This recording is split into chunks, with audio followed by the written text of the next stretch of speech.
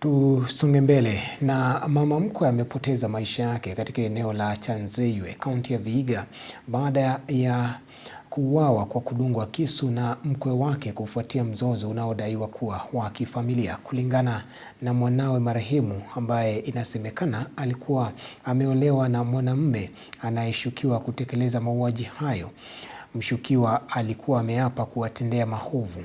Maafisa wa usalama katika eneo hilo wamesema kuwa juhudi za kumsaka mshukiwa zinaendelea.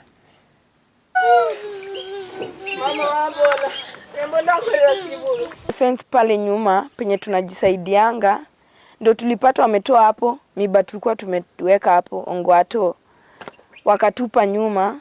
Asubuhi yenyewe ndio tulikuja tukagundua hapo, ndio huyo mtu alirukia, na venye mamangu alienda kujisaidia akapata huyo mtu akuko nyuma.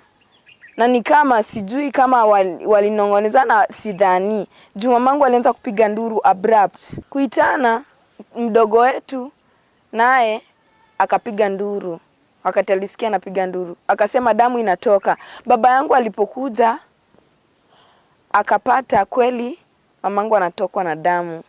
Mimi sikumgeuza mara ya kwanza, babangu ndiye alimgeuza, akapata amedungwa kisu hapa, amemdungwa kisu kwa matiti moja. Hii matiti alikuwa amedungwa visu 3, hii matiti alikuwa amedungwa visu 2.